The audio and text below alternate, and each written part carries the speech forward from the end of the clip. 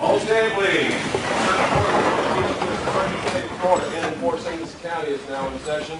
The Honorable Judge Dan Bond is presiding. You may be seated. If you have any pagers, cell phones, please turn them off. Silent mode. Council President Tisdale's president of the jury is outside the courtroom. Yesterday, one of the jurors asked Mr. Riles, a court deputy, to confirm we weren't having court Friday. I don't know which one it was. So when they come in, I'm going to confirm with them. We're not, because it was a work issue or something, wasn't it? They just wanted to know, so they can plan their schedule. Right. So I'm going to advise them again. There's no court Friday, just so when they come in, you'll know that's why I'm doing it. And I don't know which one it was, so I don't want to know. All right, stay ready to have them come in.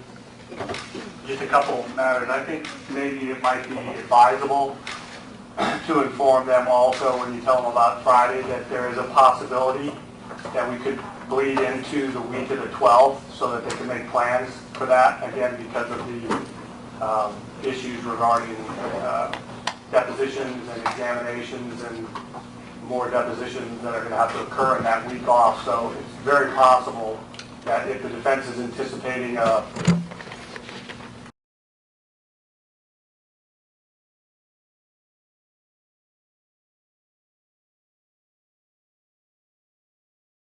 try to make plans for that, and they would be able to do that. Okay. Vince, wish to make any comments? So, just one other issue in supplement to my argument yesterday with regard to 3.220. This is for the record. I'd like to put in a court exhibit, if I may, Your Honor. It's a curriculum vitae from Dr. Cunningham, who is a clinical psychologist and a member of the American Board of Clinical Psychology. That's one of their witnesses. His book is entitled Evaluations for Capital Sentencing, Best Practices in Forensic, quote, Mental Health Assessment. Number 2 is Dr. Gabarino, who is a professor of psychology and director of the Center of Human Rights for Children. This is his curriculum vitae. His book is entitled Listening to Killers, Lessons Learned from My 20 Years as a Psychological Expert Witness in Murder Cases. So I'd just like to supplement those two things with the record. Okay. Thank you. Court record, make them a court exhibit. Court exhibit 2.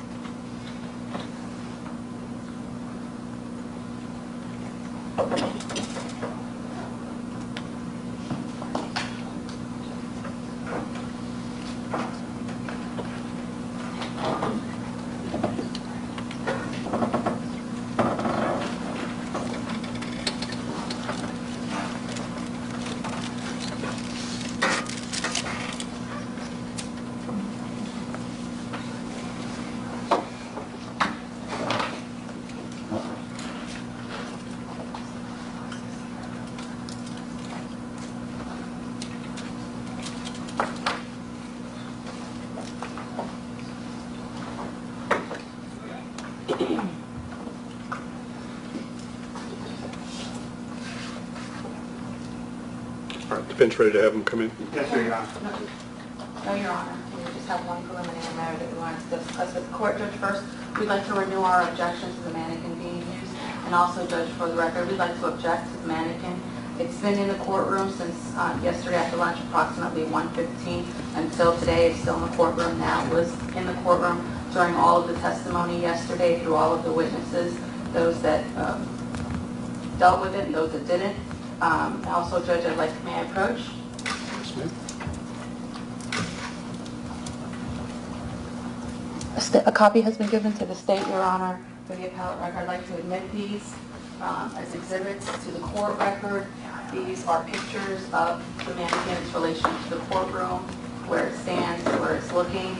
I'd also like to note for the record the responses of the jury while the mannequin was there. As they walked in, they were startled by the mannequin during the testimony. Back to the factual assertions, there's no record evidence of that. There's no testimony to that effect. That's just a counsel's opinion. I'll let you respond in just a minute. Go ahead, Ms. Brand. Thank you, Your Honor. They were startled by the mannequin. Also, Your Honor, I'd like to supplement the record with a videotape of the court proceedings that were had while the mannequin was standing there looking at the jury yesterday. Also at this time, Your Honor, I'd like to move to prohibit the state from using it further in the courtroom today and during closing remarks, as it is an unnecessary physical representation of the victim. Ms. Brand, do you have any authority that supports y'all's position? Well, Judge, we did measure the mannequin, and it is 6'1", slim No, I build. mean case authority, law. Well, Judge, if you would let me, we measured the mannequin for that reason. The mannequin is 6'1". Again, I object to the unsworn representation of counsel. It's like black letter law.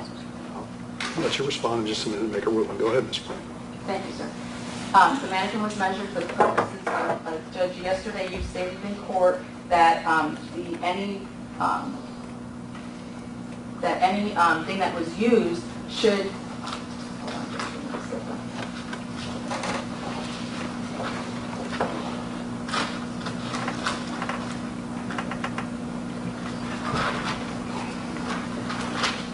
reasonably exact replica, and that was quoting Marshall Pierce Medina 401.1 Earhart, that it should be a reasonable replica of the alleged victim's body. You stated must establish a predicate. We believe that was not done so. Again, the defense after court did measure the mannequin. It is 6'1", slim build. We could certainly present our investigator to give that testimony to the record. And because of that, Your Honor, it is not a reasonable exact replica, since the testimony given in court yesterday was that the victim, Sergeant Morales, was 5'8". So because of those reasons, Judge, we moved to have the mannequin excluded from the courtroom, and we also moved to prohibit the state from being allowed to use it in closing argument. But do you have any authority that supports that position? Judge, the authority that I cited was the authority that states that... So y'all's position is because y'all say the mannequin is 6'1", and as I recall the testimony, Sergeant Morales was 5'8", as I recall, and 170 pounds, that's not reasonable enough to let the state use it as a demonstrative exhibit. Correct, Your Honor, and all of the evidence that we're hoping to supplement with, including the pictures, and if you will allow it, the video, will show the prejudicial nature of the mannequin. It stands and how it appears over to the jury, and frankly, Judge, it's creepy looking. Back it up. I don't know how to respond to creepy looking. I would again argue I don't either. It's a fair representation. Let's talk about a couple of this. Number one, the clothes were cut off Sergeant Morales' body. So in an effort to reconstruct the clothes, it's going to obviously cause them not to fit perfectly. But as you look at it, I'm willing to guess, and I certainly would love an opportunity to cross-examine their investigators, but it stands on it. The mannequin is on a stand, which elevates it off the ground. Number two, the mannequin has shoes on, which were Gary Morales' shoes. They also would elevate him off the ground. All of those factors would obviously make him somewhat taller. And of course, common people with average intelligence would understand that. And his pants almost fit perfectly. I mean, I wouldn't call them floods. I think if you pulled them down, they fit fairly close, despite the fact that they were cut off his body and had to be baby pinned back on. It's just a manner of displaying the mannequin. It is a mannequin like every 7-year-old kid walks by in Dillard's, and if they're creepy, nobody would ever go back to Dillard's or any other store that has mannequins. So this creepy defense, I don't know if they want to turn them all, if that's where we've left them. So that's Any other comment from the defense?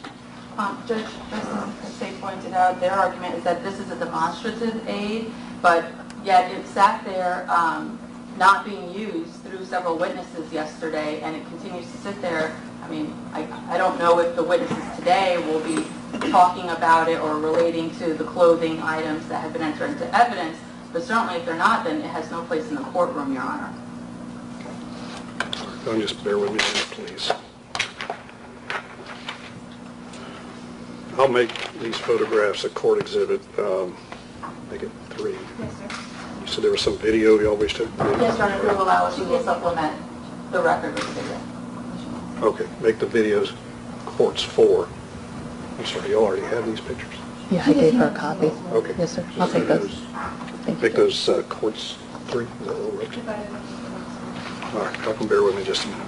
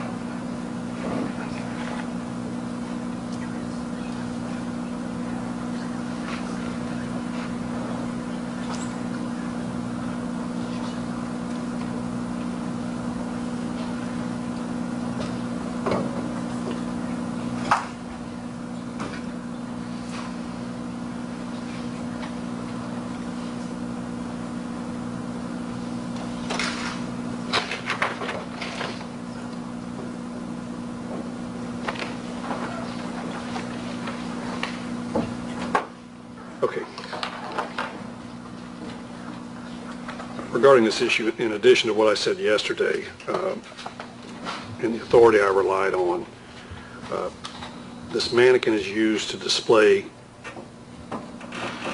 tangible items that have already been admitted into evidence. That is, Sergeant Morales' uniform, which includes his shirt, his pants, his gun belt with equipment on it, his badge, so forth.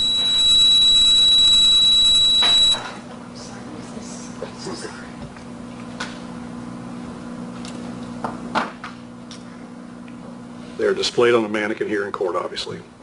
The mannequin isn't looking at anyone, but rather his face, as far as I can tell, straight ahead, perhaps a little bit to the mannequin's right, perhaps. I watched when the jurors come in yesterday, as I do every time they come in. I didn't notice any of them being startled. Perhaps they were, I don't know, but I certainly didn't notice it. In my view,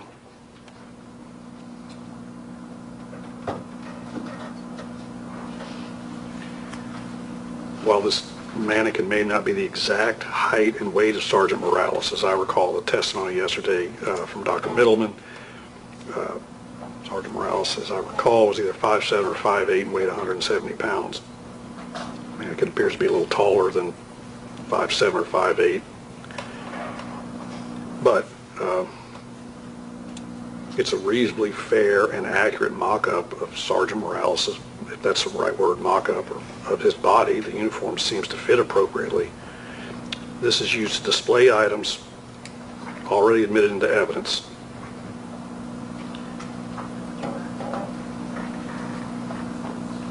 I made reference yesterday in the Brown case, for example.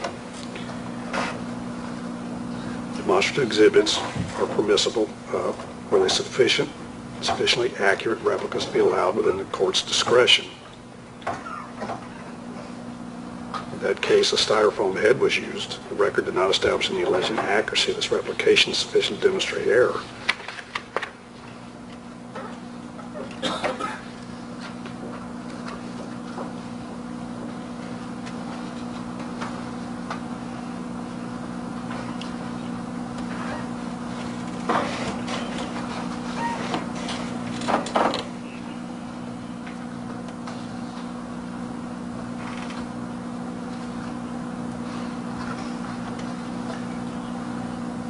So there's also another exhibit that's displayed there, the large photograph. I think it states 8 in evidence.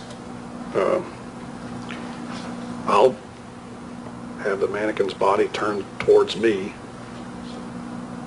That will help. In addition to that, I've also given the jury a curative instruction yesterday that they weren't to consider the mannequin as evidence. It won't be entered into evidence. It's only for a demonstrative aid to display a uniform. Will not go back to the jury room. But is the state going to use or refer to the uniform or anything this morning with another witness? Yes. Okay. Well, if y'all intend to do that, I'll overrule the defense objection. They're permitted to use this. There's the authority I referenced yesterday. This is an accurate and reasonable reproduction. It's a mannequin. So I'll overrule the objection. Anything else from the defense before the jury comes in? No, Your Honor. Bring it in, please.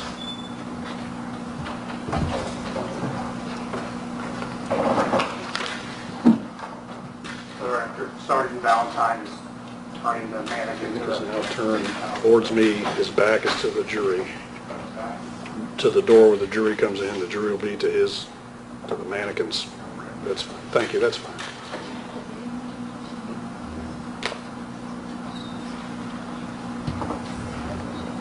Go take it off.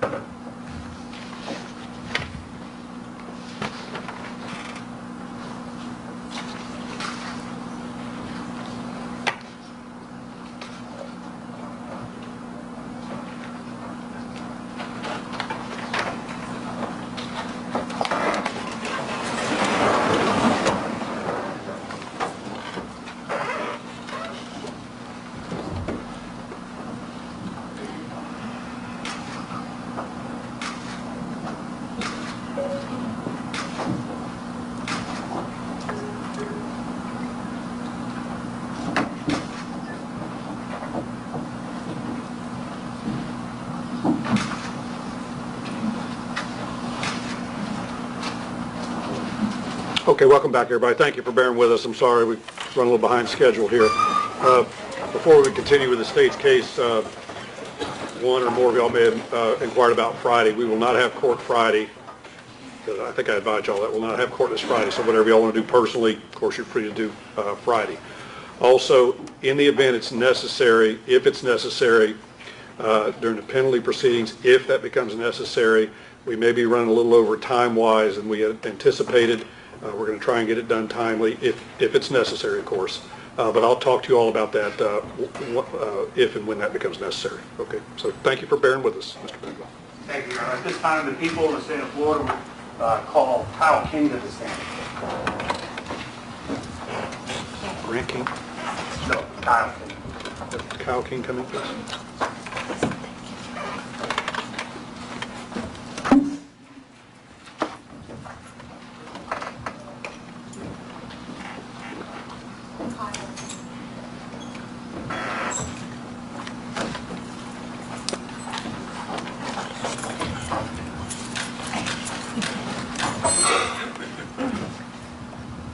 Sir, thanks for bearing with us. Okay.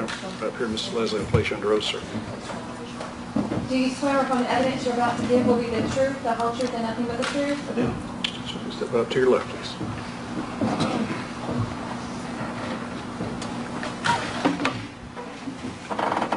Good morning. Good morning. Would you please introduce yourself to the ladies and gentlemen of the jury? My name is Detective Sergeant Kyle King of the Indian River County Sheriff's Office. And Sergeant King, how long have you been employed by the Indian River County Sheriff's Office?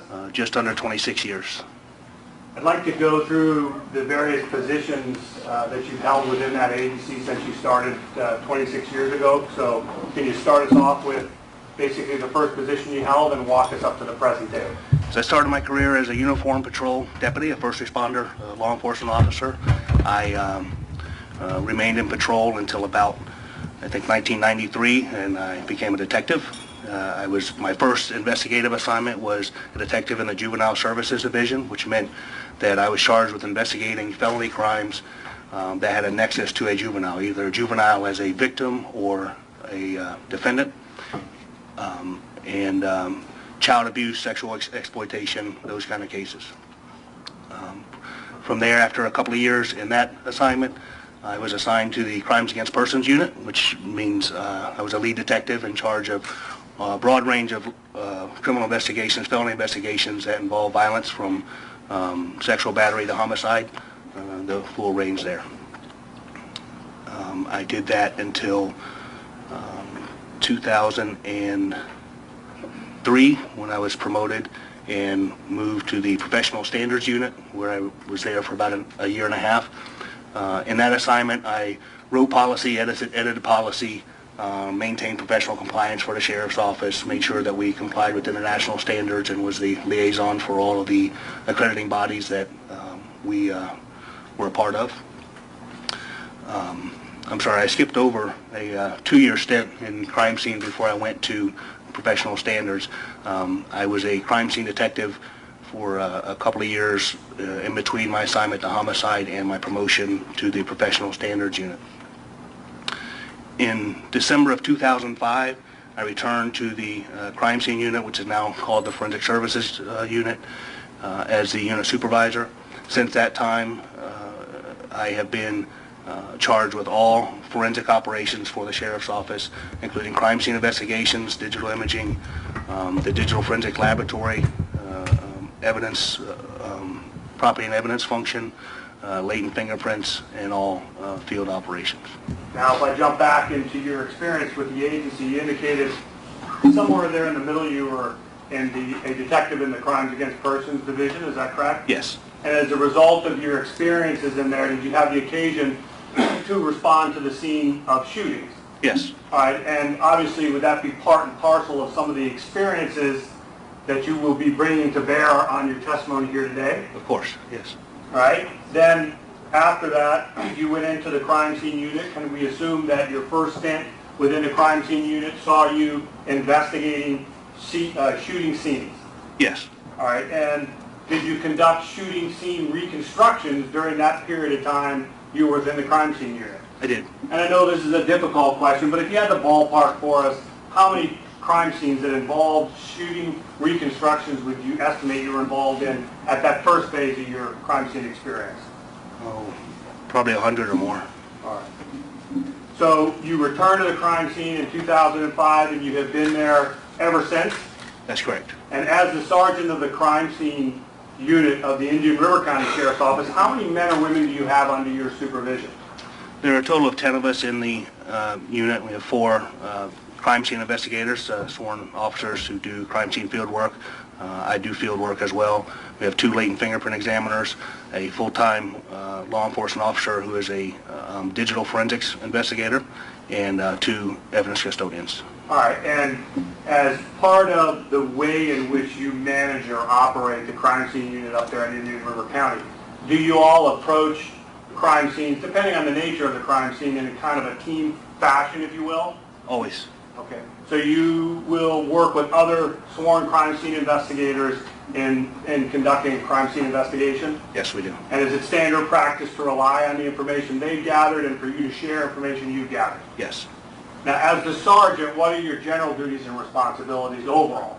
Well, in addition to the actual field work, I manage all of our functions. I'm responsible for making certain that all the personnel are properly trained.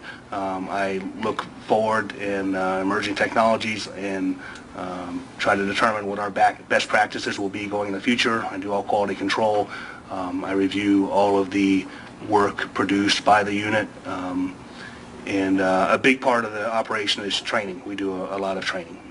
And do you still actively engage in working crime scenes yourself? Yes. Okay, so you're kind of a hands-on supervisor? Yes. Now, you told us that in your first stint you may have responded to or been involved in approximately 100 crime scene investigations involving shootings. Since you returned back to the crime scene unit in 2005, if you had to ballpark for us, how many crime scenes involving shootings have you been involved in? It's in the hundreds, I'm certain. And in some of those, at least, did you have the occasion to do shooting reconstruction or bullet flight path reconstruction? Yes. All right. How many would you estimate? How many would you estimate you have conducted those types of functions in? Well, dozens. The term shooting reconstruction can take on a number of. The scope can vary, from single gunshot incidents, such as in a suicide, if you will, to multiple gunshot incidents. So there's a varying range of the complexity, but many dozens or hundreds. All right. So what I'd like you to do at this point in time is to discuss your educational background with the jury, and we're going to go through both your educational background as well as all of your training and experience that is relative or relevant to what we're discussing here today with respect to crime scene and shooting reconstruction. So what is your educational background? I have an AA degree in criminal justice from Indiana State College, and I have a bachelor's degree in management from Warner Southern College. Do you hold any certifications, professional certifications? I do. I'm a Florida Department of Law Enforcement certified law enforcement officer. I'm certified by the International Association for Identification as a forensic photographer. I'm also certified by the IAI as a senior crime scene analyst, and I'm an FDLE certified law enforcement instructor as well. Do you belong to any professional associations related to your crime scene work? I do. I belong to the International Association for Identification and the Florida Division of the International Association for Identification.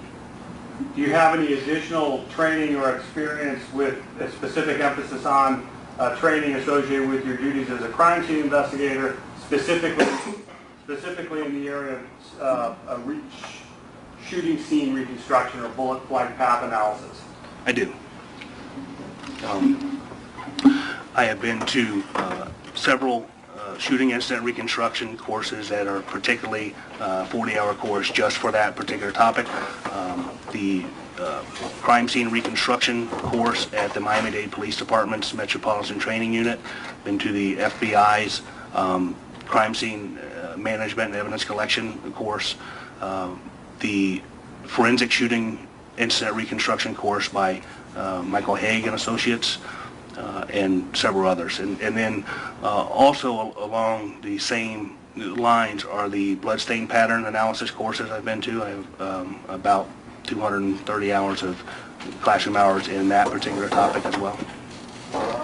And do you have a number or a total hours of advanced training that you've received relative to your duties as a crime scene investigator with the Sheriff's Office? I do. I have over 3,000 hours of advanced training, about 1,000 hours of basic training, which was the academy and the field training program and such, about 1,200 hours of agency in-service training, which is the annual training that we do of procedures, police tactics, firearms, things of that nature. And I also did an internship with the crime lab in their firearms examination unit for several hundred hours as well. And do you continue to undergo on-the-job training? I do, for 26 years of on-the-job training as well. It's continuous. When we talk about your area of practice here in the crime scene investigation, shooting scene reconstruction, do you have any experience as an educator in this field? That is, do you go out and lecture, or do you teach in this area? I do. Tell us about that. I teach for our agency, of course, and in doing so, we provide training for other agencies within the region and really across the state. From time to time, we'll get students from all over. I also teach for a couple of private firms that provide law enforcement training as well. And occasionally I teach at the Indian River State College as a adjunct instructor there. All right. And do you have occasion to go out in the country and teach at various law enforcement agencies these issues that we're addressing here today? Yes, I travel various places and teach these topics as well. Okay. Now, have you ever been qualified as an expert in a court of law in the area of crime scene reconstruction generally? Yes. All right. And have you ever specifically been qualified to render an opinion as to a bullet flight path reconstruction or a shooting scene reconstruction? Yes. How many times would you estimate you've been so qualified in a court of law? Multiple. I can't guess a number. So what I want to do is I want to start, before we get into the facts of the case, I want to start off with kind of a lesson, if you will, for the ladies and gentlemen of the jury, and I want you to discuss how you go about conducting a shoot scene reconstruction from beginning to end. Okay. Well, it begins with assessment of the scene itself. You know, we want to look for the physical characteristics of the various artifacts and defects presented by the projectiles, the evidence that may be on the ground, such as spent cartridge casings, the presence, location, and distribution of those. And then one of the early steps is trying to determine the flight path, or where each particular projectile came from and what direction it was traveling. And assuming you have sufficient, well, first of all, what are you trying to accomplish as a result of your analysis? Well, generally we're trying to accomplish the orientation of the victim to the gun that was used to impart the injuries. So we want to try to determine where the gun was in relation to the victim and what their orientation was. And assuming you have sufficient data and/or information, are you able to offer an opinion to a reasonable degree of scientific certainty as to how a particular shooting event may have unfolded? Yes. And are these determinations that are routinely made by professionals in your field? Yes, it's quite common. What specific type of information do you need then to conduct a shooting scene reconstruction? Well, more information is better. We need to be able to actually see the bullet strikes and the impacts, to analyze the physical characteristics of those. Witness statements help, the orientation of anything in the scene, the environment itself. We need to know what those limitations were. Say, is there a fence in this particular location, something like that. All right, and when you reference the utilization of witness information or witness testimony, why is that important, and what might your analysis or your reconstruction establish with respect to that? Well, the witness information provides context. It tells us more about how a shooting event unfolded. So the physical evidence can be used to either support or refute the statements of the witnesses based on the physical evidence that remains and whether or not it's plausible for it to have happened as a particular witness says. Okay, so it may tend to corroborate a witness's testimony, correct? It may. as well as it might tend to refute or establish the inaccuracy of a witness's testimony. Correct. All right, so we have that type of information that you rely upon. Tell us what other physical evidence you consider in arriving at your opinions in any given case. Well, as again, anything that we can see, the conditions of the victim, the injuries to the victim are an important part of that as well. We gather that information generally at autopsy, sometimes in living people as well. The characteristic and nature of those particular wounds will help give us some idea of where the projectiles may have come from and what direction they were traveling. Okay. What about the type of the firearm? Is that something that you would consider in your analysis? Sure, firearm type is part of it as well. I mean, the difference between a shotgun and a pistol, say, they're going to leave different impressions and different physical evidence behind. Okay. Presence, location, distribution of casings, is that a factor that would come into play in your analysis? Yes, where the spent cartridge casings are located, how many of them there are, and how they're distributed. What are some of the conclusions that you can draw based on your training and experience from various groupings of casings, whether they're all grouped in a location or whether or not they might be spread out? Well, sometimes you can determine movement of the shooter. You know, if the casings are clustered in a particular area, that indicates that a number of shots were fired from that particular location, assuming no one picked them up and carried them somewhere. If the casings are more spread out, that may indicate movement on part of the shooter, because as the shooter moves around, those casings will be ejected to different locations throughout the scene. Okay, are there shooting scenes that you'll investigate where you'll identify a bullet strike but will not identify or be able to recover a bullet associated with that strike? Yes. And is there information that you can glean or learn from an examination of a bullet strike? Yes. What kind of things can that tell us? A bullet strike can indicate, again, what direction the bullet came from. Sometimes you can determine caliber or a general range of caliber that the projectile may have been. You can often determine the angle of the flight path, not just when I say direction, meaning which way it went, which is the front and the back. When I say angle, that means the line that projectile flew before making that bullet strike. So sometimes the bullet strikes can give us that information as well. Okay. So you got angle of impact, you have directionality. Can it also assist you in establishing flight path? Yes. Can it give you some indication or idea on perhaps distance from the source of the bullet, the gun, to the area that had been struck by the bullet? Well, within range, sometimes the gunshot residue left behind that comes out of the muzzle with the bullet, if you're within a few feet of say, the shot subject, sometimes it can impart gunshot residue that can give you at least a range of distance.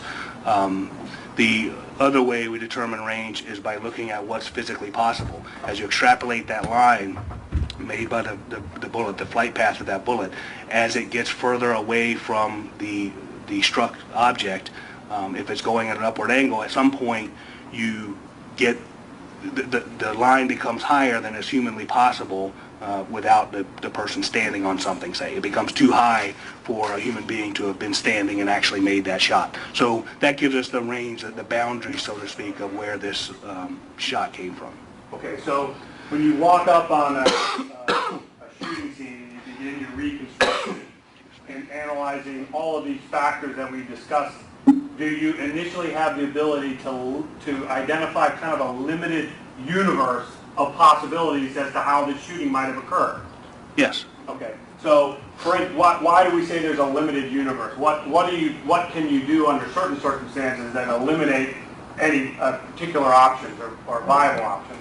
Well, the event is constricted by the environment that it's in. As I mentioned earlier, if there is a fence in a certain location, that precludes it from happening beyond that fence if there's no bullet strike to the fence, if you will. Physical characteristics, the things that lack damage, are all the windows intact, or there are some physical barriers that prevent a bullet from coming from a certain place or direction. That gives us kind of a baseline. We know we're working within those parameters. All right. Now, what about clothing? Like, for instance, to your right, we have the clothing that was worn by Sergeant Morales at the time of his killing.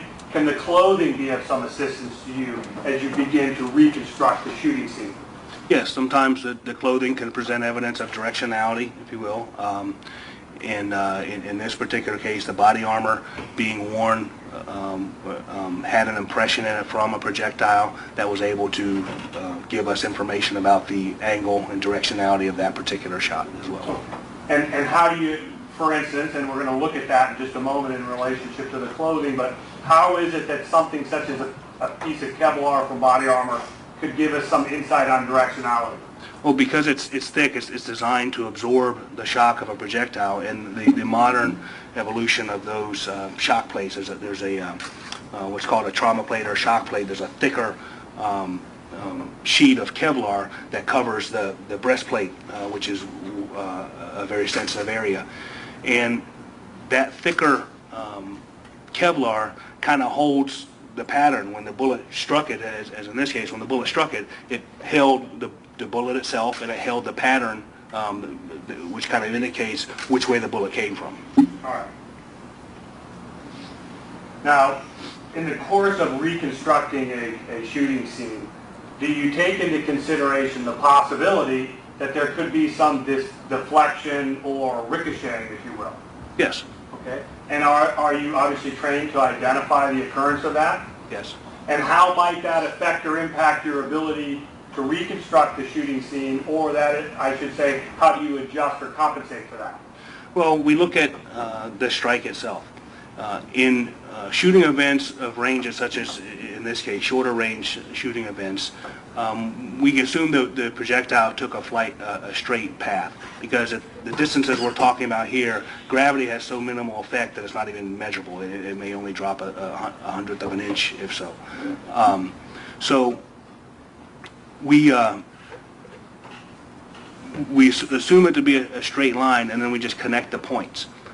If there is some object in between the first strike and the last strike, or the terminal strike where the bullet came to rest, we have to take that into consideration and try to determine how that particular object impacted the bullet. The bullet's assumed to fly straight and will continue to fly straight until impacted by some other object. It is contact with some other object that causes the bullet to deflect in these short-range shots. Okay. Now, you talked about this a little bit when we were talking about some of the things you would generally rely upon in conducting your reconstruction. And one of the things you mentioned was gunshot wounds or gunshot injuries to the body. Is that correct? Yes. And have you had the occasion in your career as a crime scene detective to attend the autopsy of a shooting victim and utilize that information in conducting your reconstruction? Yes, of course. And how do bullet injuries or gunshot wounds to a victim assist you in that process? Well, by looking at the wounds themselves and discussing with the pathologist or the medical examiner who's conducting the autopsy, we rely, it's a partnership in determining, the medical examiner will determine, is this in fact an entry wound or an exit wound? The medical examiner will probe the wound path and often provide us with a visual representation of the flight the bullet took through the body, such as with a probe or a rod, as you'll see in this case. And then we'll make a photographic record of those injuries so that we can use them in the reconstruction. We don't have to rely on memory. We can physically look at the picture and make sure that we've made a facsimile of the body, if you will, accurately. And again, is this assisting us in kind of narrowing the universe of possibilities as to how a gunshot wound might occur? Yes. So for instance, if you look at this mannequin before you, we know that there's a gunshot wound to the left arm, and it goes through just below what's been called the chevron stripes. And if the victim were to be found seated in the car, and you have a closed passenger door, and no evidence of a bullet entering the vehicle, you could eliminate the source of the bullet as being to the right side of the vehicle. Fair enough? Yes. I mean, I know that's a simplistic kind of approach, but does that make sense? Yeah, it is. It's common sense. All right. It really is. I guess that's a good point. Is a lot of what you're talking about in this process just really simply common sense? Yeah, we're not building rockets.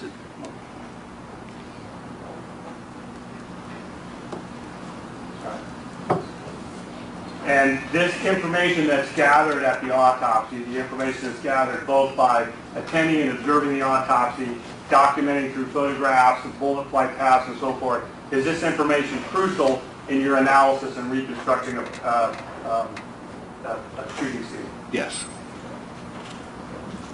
Now, what do you do? What type of other information you gather other than directionality of a bullet injury or a gunshot wound injury? What other information do you gather that assists you at a later date in attempting to reconstruct the scene at an autopsy? It's angle of flight. Okay. And how do you document angle of flight? Generally, an autopsy with probes or rods that are inserted in to track the wound path. But if you're going to try to reconstruct those on, say, a mannequin, as we're going to discuss here in a moment, if you attempt to reconstruct that flight path on a mannequin, how is it that you record information or obtain information that will enable you to do that? Yeah, we refer to the pictures that were taken at autopsy, and essentially you put the rods into the mannequin and make it look just like the body did at autopsy, and you have a visual comparison that you can see that they match. And do you identify or measure the angles that a particular bullet might have entered and or exited the body? Yes.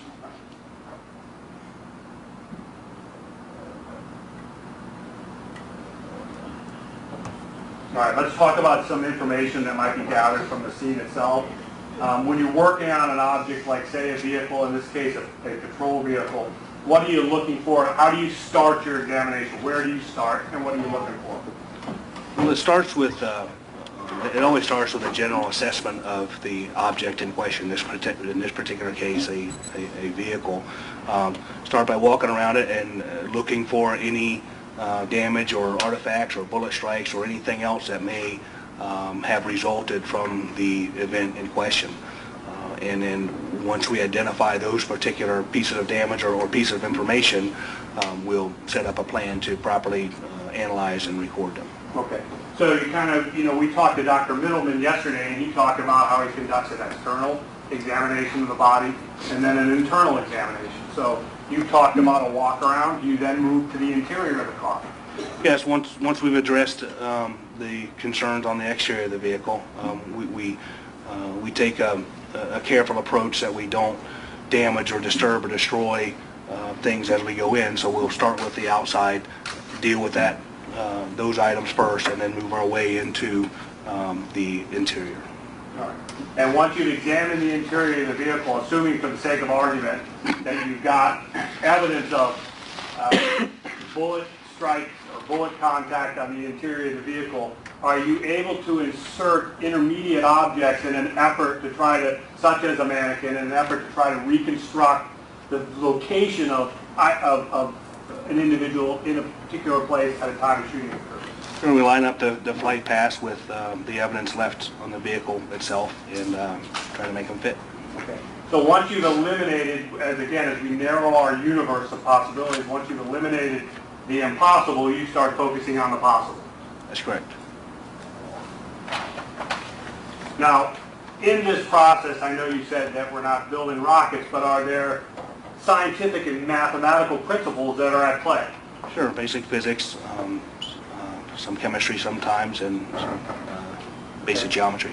How might physics, geometry, chemistry come into play in the process of reconstructing a shooting scene? Well, it's all confined by the natural laws. Gravity works in one direction, if you will, and it's at a constant force. We use some chemistry to test for the presence of, say, gunshot residue, and maybe bring up a pattern of that. Now, do you use, in the process of conducting a reconstruction, do you use a scientific method? Yes. And what is, just for the benefit of the jury, what is the scientific method? Well, you start with a problem and then gather data about that particular problem. Then we will form a hypothesis, if you will, to explain the answer to the problem. Then we will use the data that we have to design experiments to determine the validity of that particular hypothesis to see if we can prove it false. And we conduct those experiments, we analyze the results from those experiments, and if the hypothesis is proven false, we go back to step 2 and start again. Okay. So I'd ask you to kind of prepare, if you will, a demonstration as to how you would conduct a shooting scene reconstruction. Is that correct? Yes. Okay, so I'm going to kind of give this to you, and if I could have a witness step down, Your Honor. What do we tell the jury what it is that we're looking for?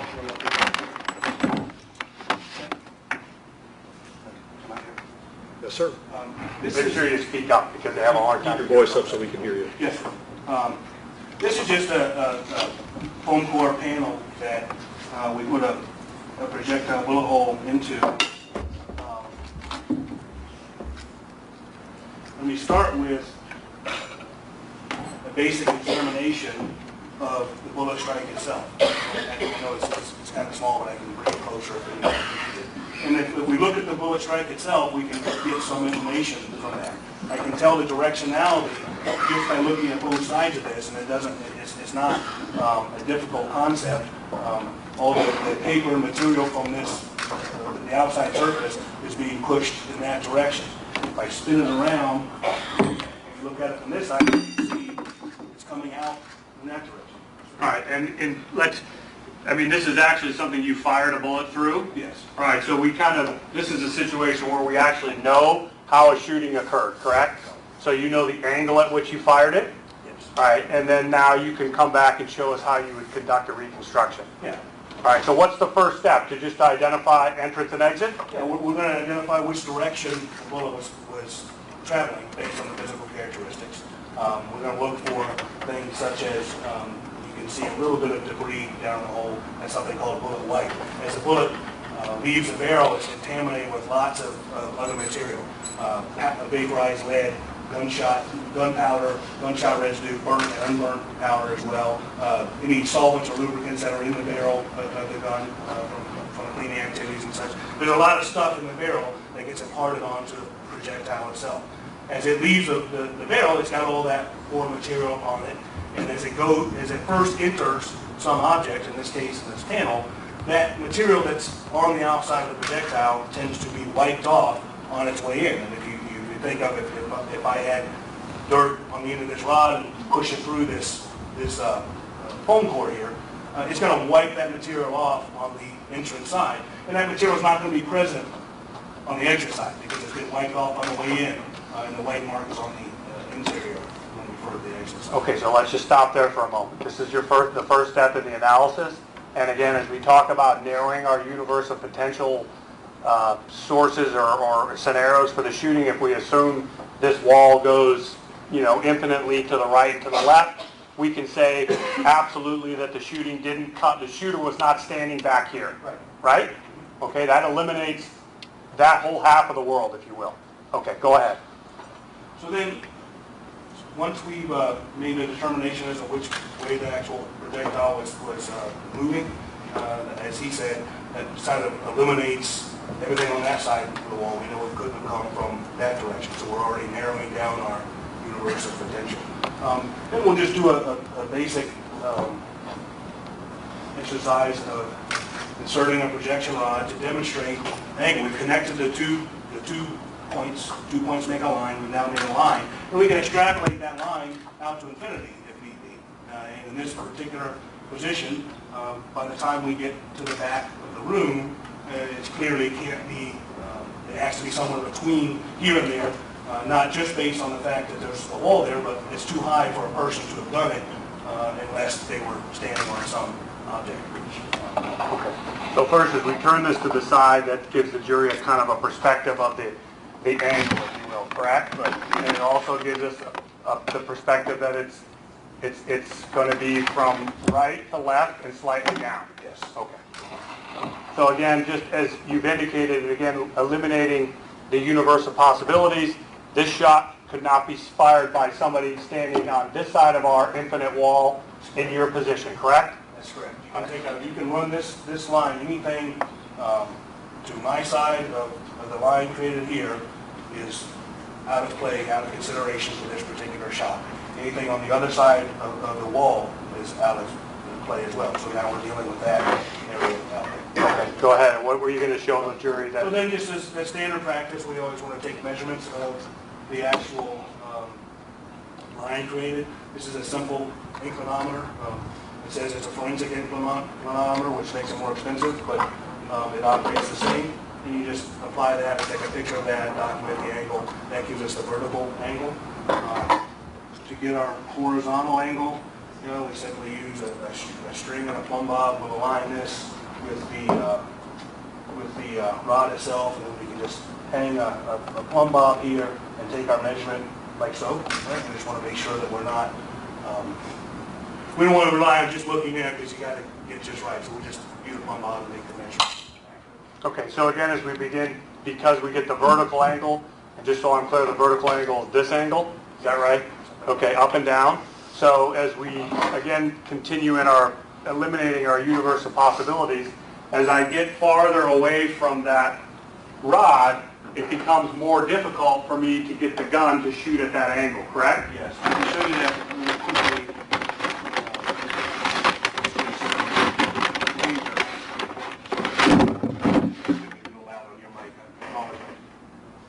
So what we'll do, we can just apply a laser or a string. Sometimes it so in this particular case, this laser continues the straight line.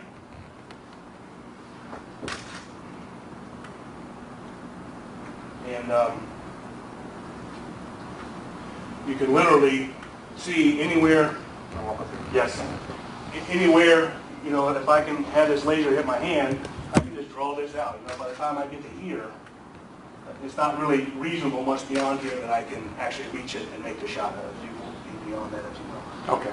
And so then, as we begin to try to continue to narrow our universe, we're now coming to the right side of the wall, and we're coming more reasonably somewhere around here.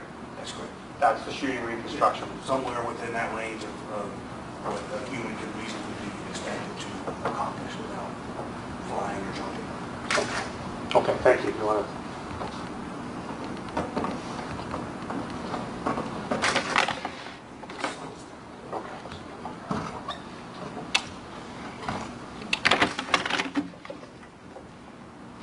And just, for, again, finality purposes, about how far were you standing away from that item when you actually did fire the gun that created that? Just about 8 feet away, I think, if that, but it was on the ground. Okay. Oh, I see. All right. So it was on the ground, so obviously that angle would come up. It'd be more normal. That's correct. Okay. All right. Sir, were you contacted by the St. Lucie County Sheriff's Office to assist in conducting a shooting scene reconstruction involving the killing of Sergeant Gary Morales? Yes. And in that process, did you apply the scientific method and the procedures and processes we've been discussing here in these last half hour? Yes. All right. Did you have the assistance of other members of your crime scene unit as well as the St. Lucie County Sheriff's Office? I did. All right. Were you provided with a basic description of what various witnesses alleged occurred during the course of this incident? Yes. And as we indicated earlier, is that information that you relied upon in an effort to determine whether or not it was accurate? Yes. And or inaccurate? Yes. And did that information also assist you in the reconstruction itself? Yes, it did. Okay, what's the first thing you did then in the course of your reconstruction? We went and looked at the vehicle. I'm sorry, let me back up. I went to the autopsy first. We'll start there. So let me have you speak up just a little bit because we can barely hear you. Okay, I'm sorry. The first thing I did was actually attend the autopsy of Sergeant Morales. All right. And we've seen the autopsy photographs. Were you present when those photographs were taken, and did you take your own photographs for purposes of your reconstruction? Yes. All right. And are those photographs and the associated information indispensable in rendering your ultimate opinion in this case regarding the reconstruction of the scene? Yes, of course. Did those photographs document the locations of bullet wounds on or about Sergeant Morales' body? Yes, they did. Did you also gather information relative to Sergeant Morales' physical size? Yes. Okay. And were you able to determine what his height was? Yes. How tall was he? He was about 5'8". All right. And with regard to the information that you gathered at the autopsy, did you apply that information, the measurements, physical measurements of his size and so forth, did you apply that information to a mannequin that ultimately assisted you in the reconstruction? Yes, ultimately we used the measurements of Sergeant Morales' torso to the seating area, the length that a person would be seated, and we use that to make the mannequin that we use in the reconstruction sit in the vehicle at about the same height as Sergeant Morales would have. Okay, explain how you would go about doing that. How do you try to recreate the height at which somebody might be sitting in a seat? Well, we did some testing with someone who was close to Sergeant Morales' height, and we have the measurements, the length from the top of his head to the bottom of his seat, if you will, and then we sat someone who was of similar build from the St. Lucie County Sheriff's Office. We sat them on the floor in the garage and took a measurement to try to determine, is this pretty closely approximate the same height as the torso would be seated. Then we had to take into account the compression of the seat, because the mannequin isn't as heavy as a human being. So we took that same person of a similar build, pretty close, sat him in the seat, measured the difference, but once they sat down, how much he sunk into the seat, and made an adjustment for that, which brought us to, we cut the mannequin height to about 36 inches, which we believe reasonably accounted for the compression of the seat. All right. Now, during the autopsy, were you able to gather information? I know you got a call. If you need to take one of your meds, go ahead or whatever. Apologize, I'm getting sick. During the autopsy, were you able to gather information regarding gunshot wound and bullet flight paths? Yes. Were you able to identify entry and exit points? Yes. And did these assist you in ultimately conducting the reconstruction of this case? Yes, they did. Furthermore, did you document, you showed us how you go about establishing angles and so forth. Did you document the angle of entrance, the entrance wound, if you will, of the flight path? Yes, that's part of what we do is we want to document it for our own use, but then we preserve it as a matter of record for anyone else who may need it in the future. Right, I guess that's a good point that you raised, that all of the things that you did in this case are documented through photographs. Yes. So as you reconstruct or reenact the shooting event or the various location of the Sergeant Morales of the vehicle, all that is objectively documented for review by anybody. That's correct. Okay, let's take a look at some photographs. These are not in evidence, so let's keep them down here. Stage 101, do you recognize that? Yes. Stage 102, do you recognize that? Yes. 103, Yes. 104, Yes. 105. Yes. Just hold on, I'll just read it to you all, and then if there's one you don't recognize, pull it out. Very well. 106, 107, 108, 109, 110, 111, 112, 113, 114, 115, 115, 116, 117, 118, 120, 121, 122, 123, 124, and 125. Do you recognize all of those photographs? I do. All right. Are these all photographs that you generated at one stage or another of the process that related to the reconstruction of the shooting scene with respect to Sergeant Morales' killing? Yes. Okay. And do these photographs truly accurately depict the various stages of this reconstruction? Yes, they do. All right. And will these photographs assist this jury in understanding the circumstances surrounding the shooting of Sergeant Terry Morales? I believe so. All right. Offer these photographs of evidence at this time.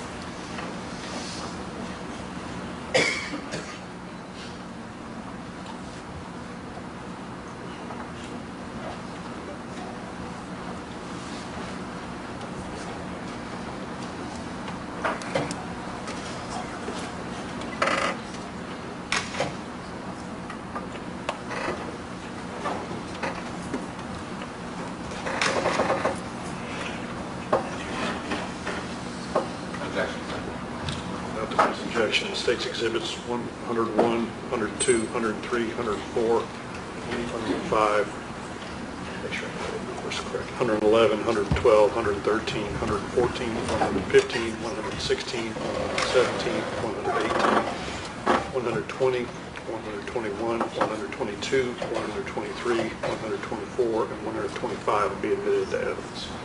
Hang on just a second. Is that correct? Yes, sir. Just make sure I get all the numbers correct.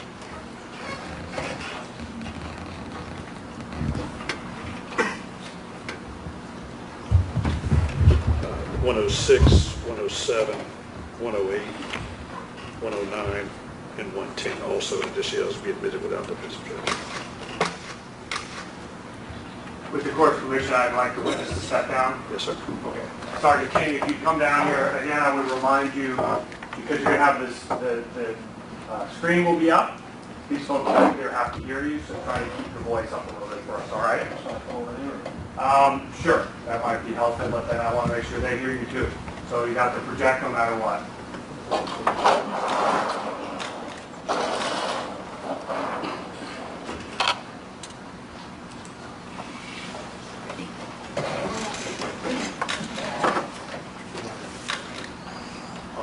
That's 64 too, I'm sorry.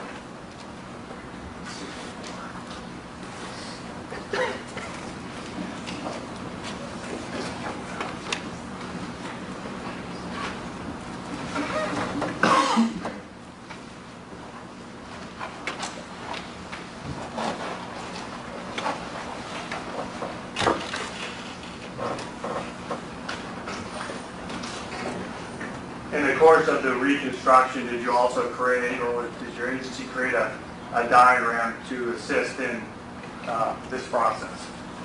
Yes. Okay, I want to just show you State Exhibit 64. You recognize that? Yes. And is that the diagram that you referred to? Yes. Okay. We offer State 64 as well, Your Honor.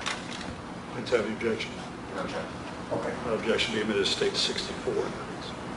All right, so with the information you were provided through the investigation, the information you gathered at autopsy, your examination of Sergeant Morales' vehicle, and considering your training, education, and experience, were you able to form an opinion regarding Sergeant Morales' position within his vehicle when he was shot to death on February 28, 2013?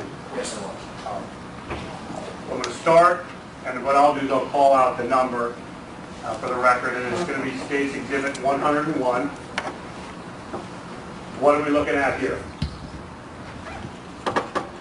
That's the vehicle, Sergeant Morales' vehicle. That's the driver's side, the exterior.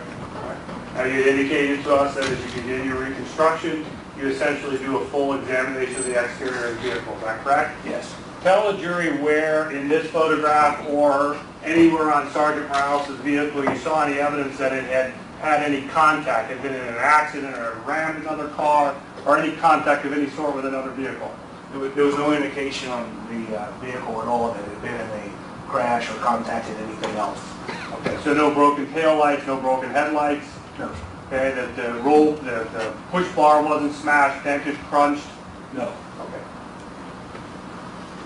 Did you observe as you, and again, this is a photograph we've already looked at, but from the front of the vehicle, State's Exhibit 45, again, any indication as you examine the front of Sergeant Morales' car, has been in any collision, had any contact with any vehicle of any sort? No, none at all. All right. State's Exhibit 102, as we, again, work around the outside of the car. Go ahead and tell the jury what we're looking at here. That's a mid-range photograph of a bullet strike to the driver rear quarter panel.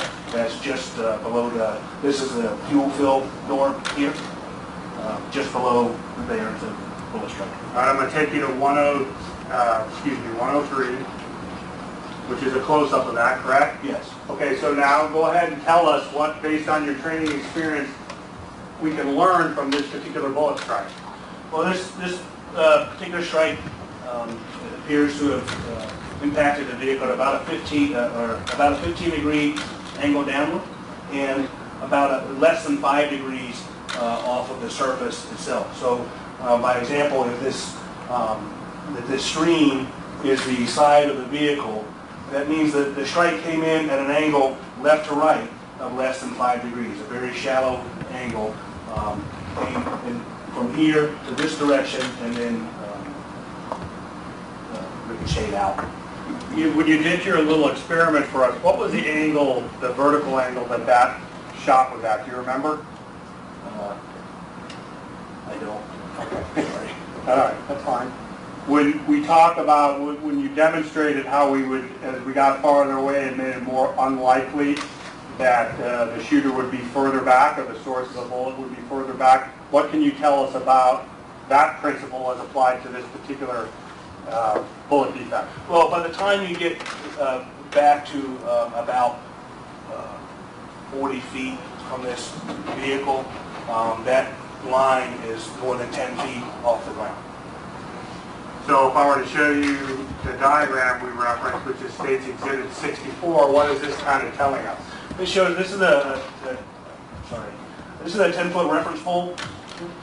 So this just shows that at the path that projectile took, in terms of the vertical angle, by the time that line extrapolates back 40 feet from the vehicle, that line is at least 10 feet above the ground. All right. So again, as we demonstrated with your aid here, would you say that in identifying or limiting or narrowing our universe of possibilities, the shooter involved or the individual who discharged the firearm causing this particular bullet defect would have to be closer to the vehicle? Somewhere closer than 40 feet, yes. And what can you say about, again, defining our universe, that person would also have to be behind the vehicle, correct? From behind, and the shot came from relative to the side of the vehicle, talking about the horizontal angle, less than 5 degrees. So almost directly in line with, if this is the plane of the side of the vehicle, almost directly in line with this, just off. Okay, so I'm going to show you the diagram that's in evidence of State's Exhibit 23. And for the record, what we're looking at here is the depiction of a location of Sergeant Bennett's vehicle, the vehicle driven by the defendant, and of course Sergeant Morales' vehicle. Well, the first thing I'll say is the distance identified here on the bottom by Detective Young is from Sergeant Morales' door to the first shell casing, and it was 139 feet. Obviously, this bullet defect is closer than 139 feet, correct? Yes. Okay. But then what can you say about the possibility that the shooter associated with that bullet defect was back here, say 130, 120 feet? Well, from this diagram, it becomes apparent that neither angle works. Assuming these casings here came from the shooter or Deputy Bennett, there's no way, both based on the vertical angle, which this is 3 times further away than that 10-foot mark, or the horizontal angle, which is 5 degrees to the left of the vehicle, which would put it here. There's no way it came from that position. Well, what about if we had a bullet hole in the driver's side door of this vehicle that was back to front, and or a bullet hole to the back of this bumper directly in? Would that be consistent with the location of Detective Bennett at that time? Yes. And also consistent with that car being generally in that location? Yes. All right, I'm going to next go to State's 104. Tell the jury what we're looking at here. Okay, this is a projection rod inserted into the laptop computer that was in Sergeant Morales' vehicle. And it shows the flight path of one of the shots that went into the vehicle. All right. And we have, this is the rod here, is that correct? Yes, the gold here, this rod has been inserted in a perforating bullet strike in that computer. There's a hole in the computer and the bullet passed through it, and that rod's inserted in. The next photograph, I think, is State's 105. What are we looking at here? That's a corresponding bullet strike in the passenger front door of Sergeant Morales' vehicle. The previous picture showed the rod going through the laptop computer. That bullet ultimately went into this door, through this hole, and impacted the metal inside the door. Okay, and then to establish that flight path, states 106. Yeah, that shows it going all the way. The driver doorway is at the top of the image. There's a laptop computer there. This rod, as you see there, goes through the laptop computer and is going into the bullet strike there in the dash door. Okay, so as we continue to narrow our universe of possibilities, can you exclude this bullet from having been fired from the passenger side of Sergeant Morales' vehicle? Yes. Obviously because there's no hole on the outside of the door, right? Correct. Can you also draw some conclusions regarding the position of Sergeant Morales' door when this shot was fired? Well, the door was open. There was no damage to the driver door of the car, and the window was up, from what I was told. So there's no way it could have come from outside. I'm sorry, from through the door, or it would have done some damage on the way in. Okay. So we can say it came from outside the car Yes, and to the left, from the left of the car. that's correct. All right. This is going to be states 107. Can you tell us what you're trying to demonstrate here with this individual in the seat? Yeah, we asked Ms. Carmichael to sit in the seat so that we could see and demonstrate that it is possible for that shot to have been fired with someone seated in the front seat and have it miss and go through the computer and into the door. Now, Ms. Carmichael, who is one of the crime scene technicians with the sheriff's office, right? St. Lucie, yes. Okay. Again, you're trying to use somebody who's generally physically of similar size as Sergeant Morales, correct? Mostly concerned with girth. Okay.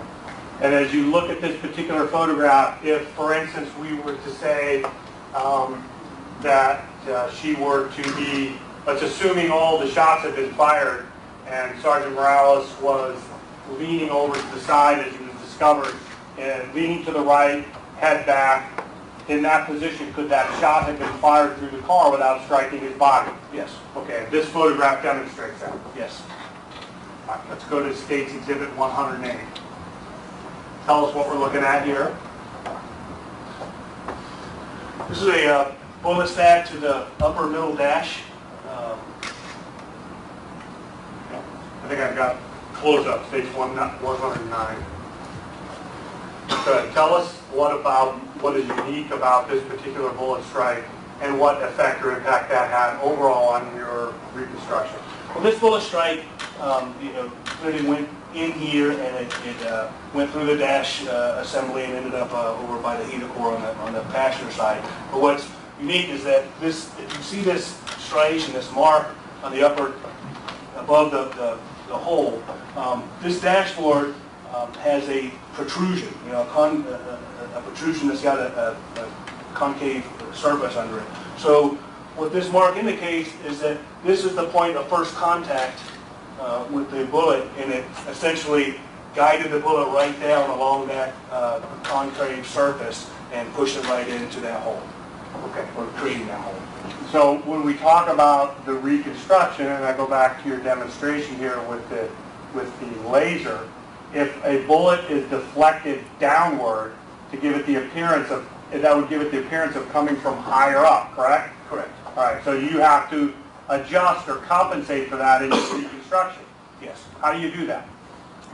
We do it through observation and experiment. We know that it caused some deflection. We know that that particular projectile went into that hole, created that hole, and we know the direction it came from, and it's a matter of determining what's plausible. Okay, so let's continue to narrow our universe of possibilities for how this particular shooting event unfolded. We've got the first shot, which is clearly from outside the vehicle, inside the vehicle, correct? The one through the computer? Yes. Yes. Okay, and up and or up and slightly down. Slightly down. All right.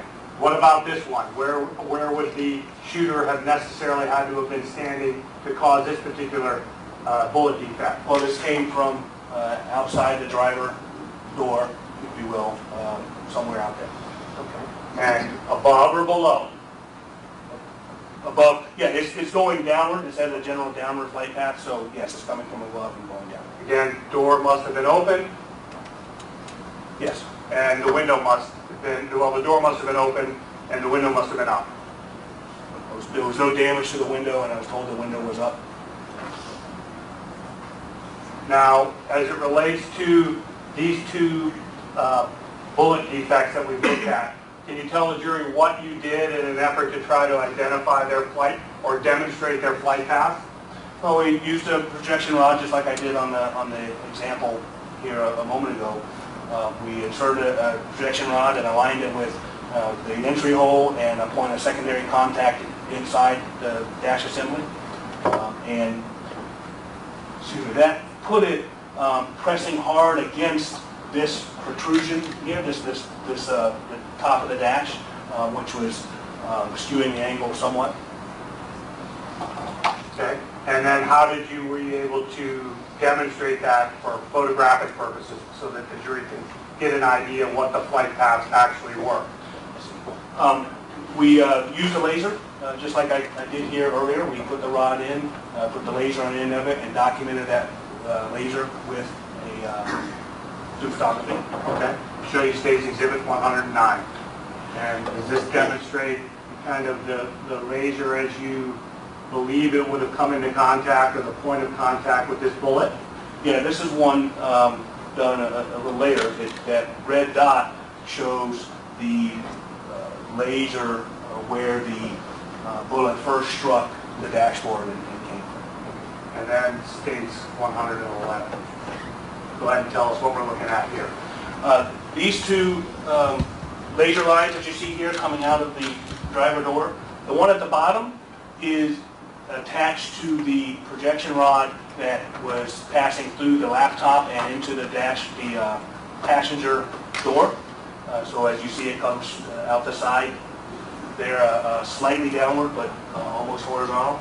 The upper laser is attached to a rod inserted directly into the hole in the center dash, but it's not taking into account the deflection from the bullet first striking the concave area and being directed down. This is a direct alignment of the 2 points, the entry hole and the contact point on the inside of the dashboard. Okay, so that upper red line demonstrating the path associated with the bullet defect to the dashboard is actually skewed higher, correct? Yes, it looks higher here than what the final analysis showed the angle would be. Okay. And again, because this is a result of the deflection? Yes. And you factor that into your ultimate conclusions, correct? That's correct. All right, and then I think just a different angle of these, it states 112. Again, same thing.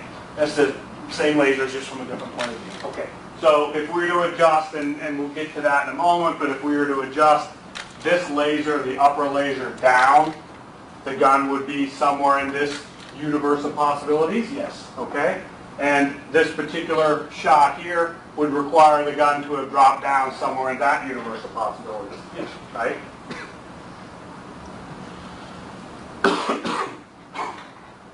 And I guess what I'm trying to point out there is if somebody were just simply shooting into the car, bang, bang, bang, bang, bang, bang, you're going to have a grouping in your experience that would all be along this line, if you will, in this universe of possibilities, correct? Yes. This would indicate some movement of the gun, Yes. considerable movement, if you will, in relationship to one another. Yes.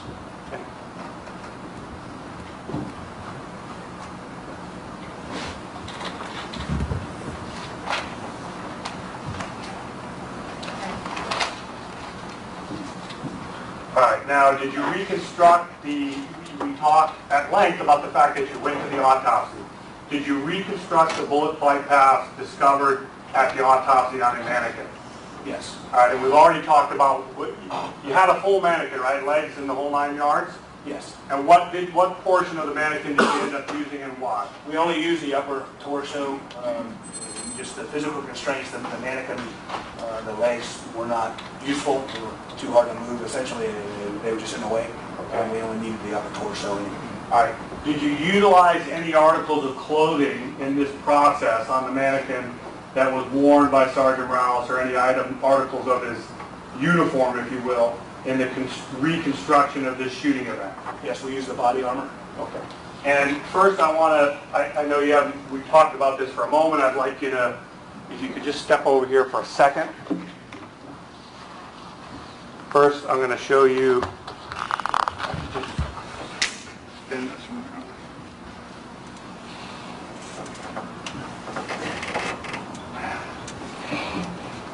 And then,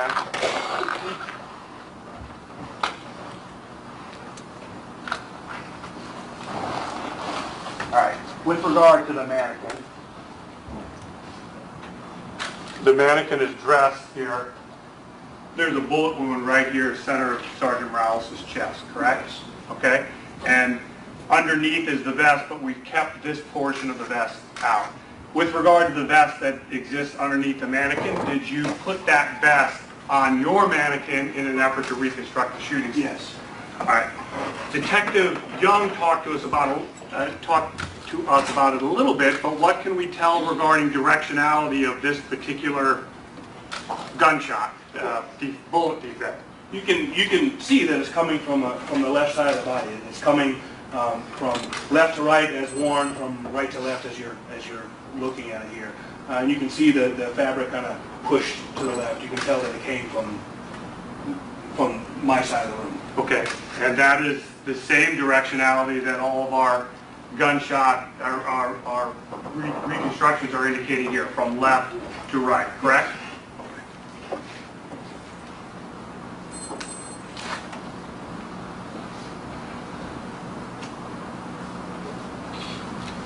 All right. Now, we talked a moment ago about the measurements that you took at autopsy so that you and your team would be able to reconstruct the angles of the injuries to Sergeant Rouse. So I'll first show you State's Exhibit 113 from the autopsy. Do you recognize this? Yes. Okay, and so what does this photograph do for us, and how does it assist you in the reconstruction? It shows us the angle that the gunshot wound to the left temple area. It shows us the angle that they came. Okay, and so we already know that you took the mannequin and you tried to get it to replicate the size of Sergeant Rouse at the time of his killing, correct? Right. And did you utilize the data collected in this particular photograph to recreate the entrance wound and the directionality of this particular gunshot wound? Yes. All right. And this one is to what part of Sergeant Rouse's body? It's to the left temple area with the corresponding exit wound to the right. Okay. So that bullet was not recovered from at the autopsy, correct? That's correct. So when you're conducting your shooting reconstruction, what are you thinking about as it relates to this particular injury and as it relates to the bullet? Well, we know that since it passed all the way through, that it's probably impacted something inside the car. Okay, so again, we've got a couple of factors that come into play. Number one, where is Sergeant Rouse at the time he shot, correct? Correct. Which limits our universe. Yes. And then if we put him in the seat of his car, it further limits the universe relative to the origin of the bullet? Yes. Okay, and go ahead. How many bullets do we have in the car? Fired bullets recovered. 2 recovered from inside. Right. So one must conclude that one of those 2 bullets is a bullet associated with this injury. Is that correct? Yes. Okay. And so part of your reconstruction, would you agree to try to figure out which one that is? That's correct. And then just State's Exhibit 125, same thing here. Does this particular photograph assist you in recreating the locations of the injuries on a mannequin? Yes. All right. So I want to show you State's Exhibit 119 if you step over here.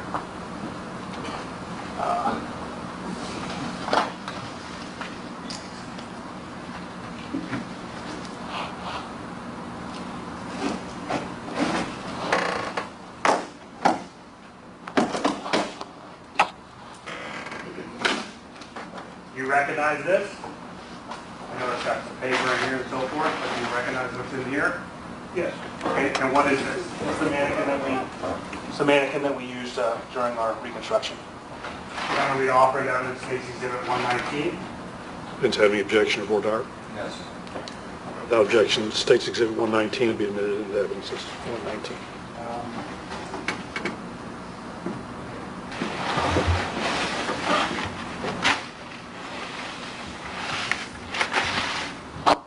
Now, this mannequin is somewhat different than how it was utilized during the course of the Reconstruction, is that correct?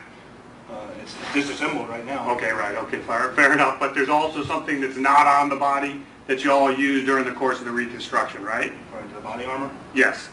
Okay, so when you did the Reconstruction, you actually had, again, referring back to our mannequin, the bulletproof vest underneath here? Yes. And this? Yes. And were you able to use the breastplate and create a representation of the angle of the bullet strike or bullet impact, again, on the breastplate itself? Yes. Okay, that would be demonstrated in the photographs. Correct.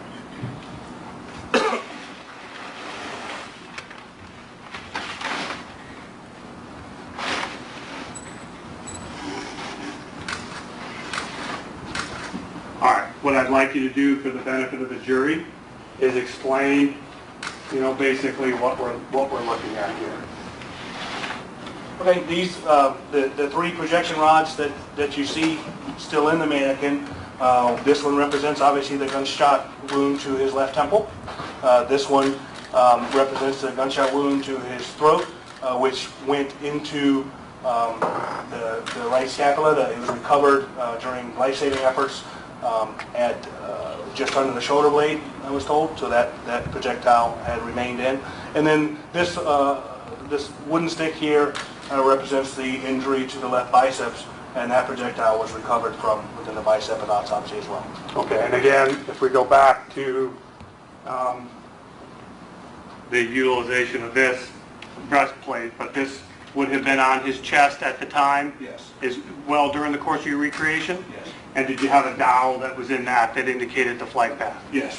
Okay, and just so that we're clear, because this is something that the jury is going to have an opportunity to look at in their own time, you have put these dowels back in this mannequin in the fashion that is consistent with the flight path through Sergeant Morales' body, correct? That's right. Okay.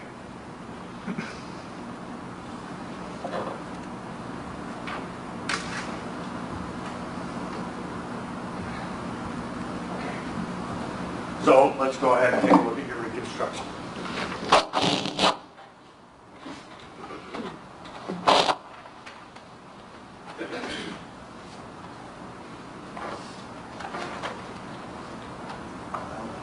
Okay. Now, one of the things that you've indicated you relied upon in the course of your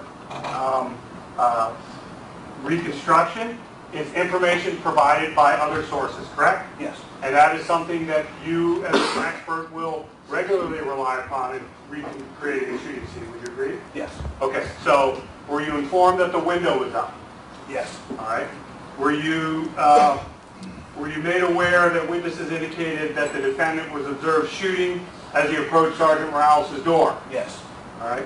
Were you made aware of the fact that the witnesses indicate Sergeant Morales' door was open? Yes. That witnesses indicated Sergeant Morales was attempting to exit the vehicle? Yes. Were you made aware of the fact that the defendant is approximately 6'2" at the time of the shooting? I was. And were you made aware of the fact that Deputy Bennett had indicated the defendant was observed on the outside of Sergeant Morales' car, standing at the front door, right at the edge of the door, shooting into the vehicle? Yes, I was.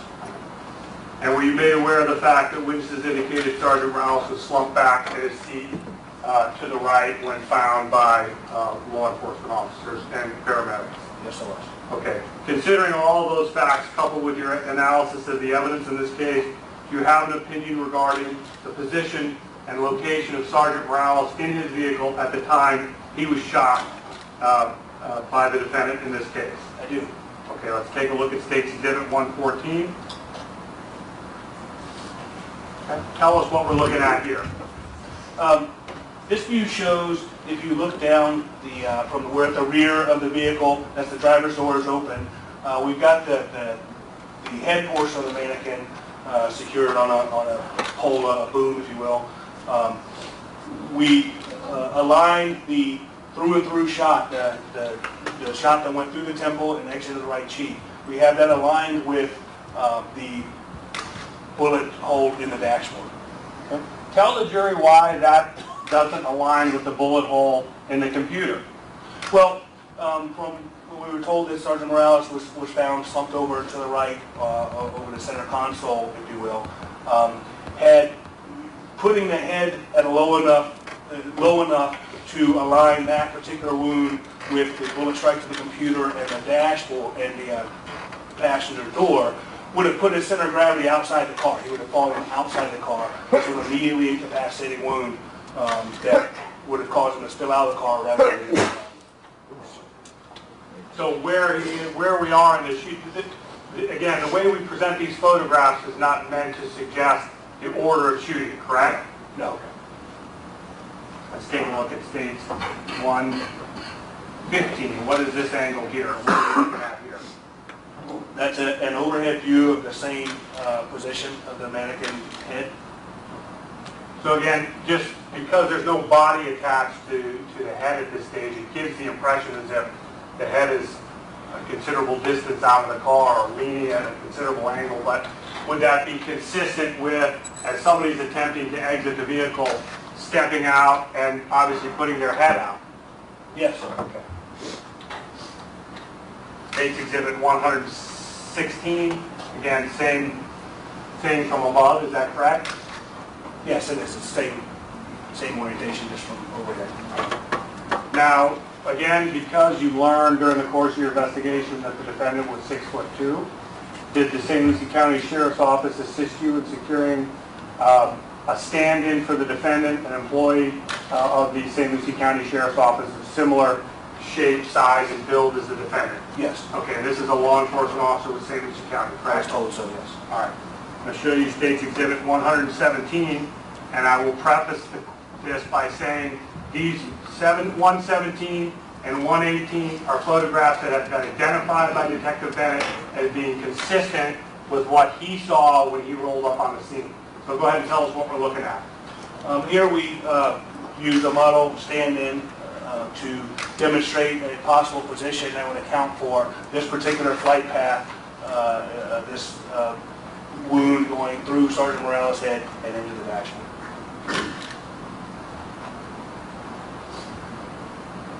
And I think we have 118 is just the same thing from above, is that correct? Yes. All right, let's move to State's Exhibit 120. What are we looking at here?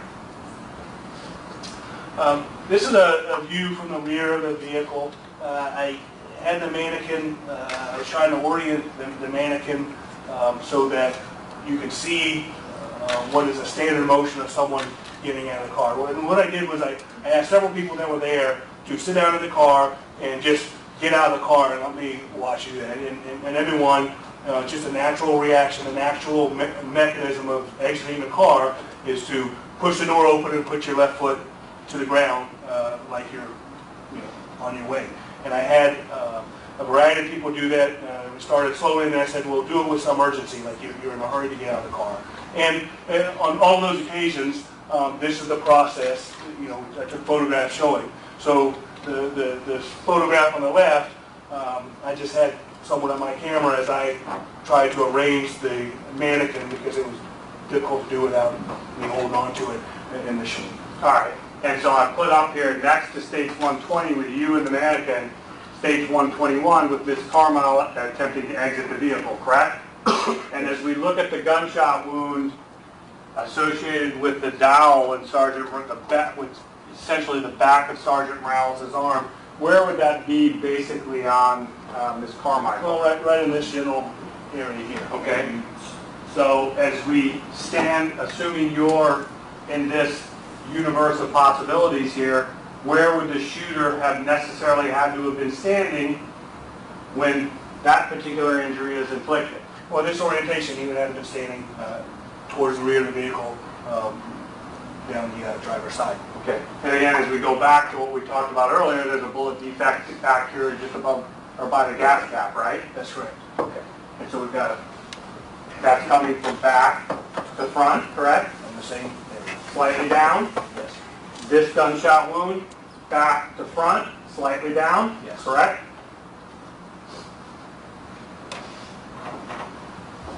Would those, assuming those two gunshot bullet defect, or that wound and the bullet defect are associated with one another, would that be consistent with the shooter moving towards the door?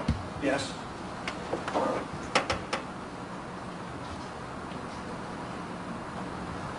States 122. Okay, go ahead and tell us what we're looking at here.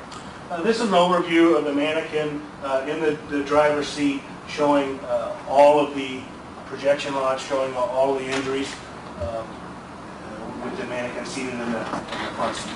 Okay, so again, a couple of things at play here. Number one, we're looking at a photograph, so that has some effect on how we perceive the angles of the dowels, right? Yes. And again, they're here for the jury to see. We know exactly how the dowels were, right? Yes. All right.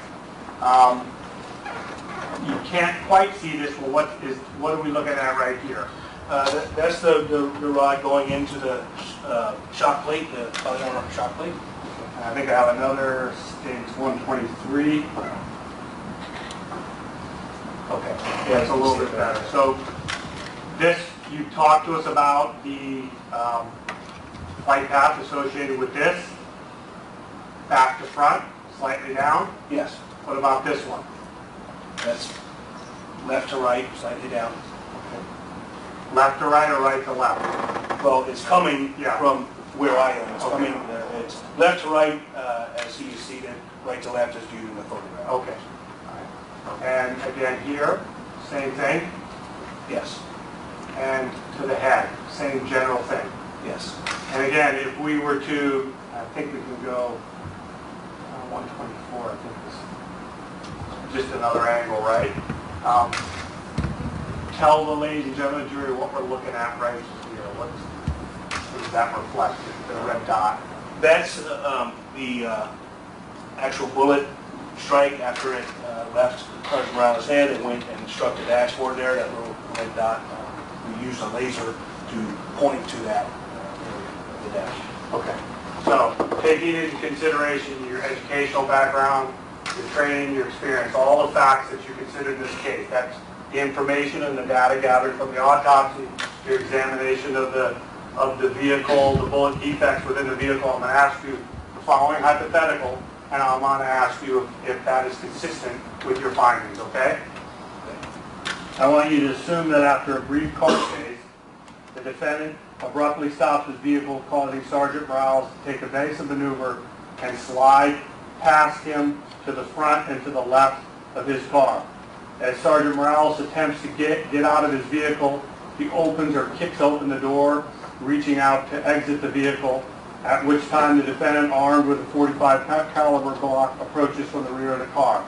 He begins to shoot, first shooting from behind the car into the rear quarter panel. As Sergeant Morales' left arm exits the car, he shoots his left arm as he continues to approach the defendant as the defendant continues to approach from the rear of the car. He shoots Sergeant Morales in his vest plate. As he continues to approach Sergeant Morales, he shoots Sergeant Morales in the throat and ultimately in the head, where he falls back into the car, and then he fires one final shot as Sergeant Morales lay, for all intents and purposes, dead in the car without striking anything. Okay, thank you. Sorry, I couldn't hear.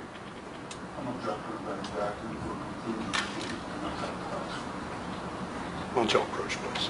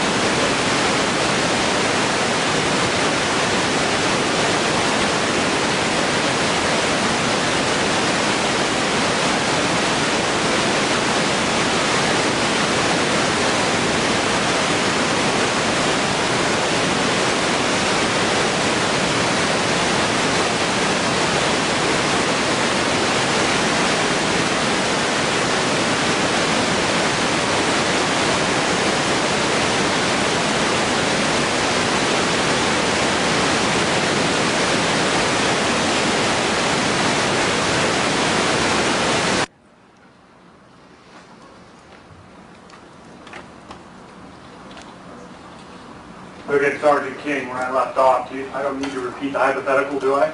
No. Okay, do you understand the facts as assumed in our hypothetical scenario? Yes. Based upon your training, your years of experience, your findings at autopsy and during the course of this reconstruction, is that hypothetical consistent with the manner in which these injuries were inflicted on Sergeant Morales on February 28th of 2013? It is. Nothing further. Officer, you can go ahead and take your seat. Go ahead and have a seat.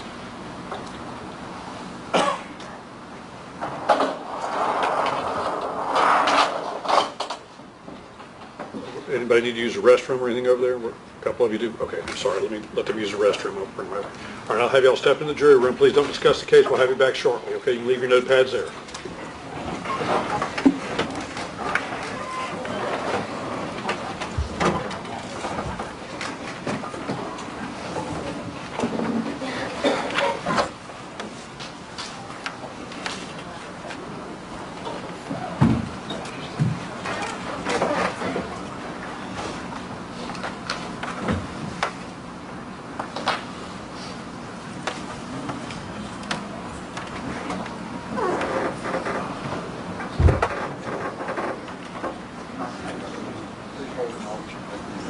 Okay, we'll go off the record for just a few minutes. If y'all need to use the restroom, now's the time, please.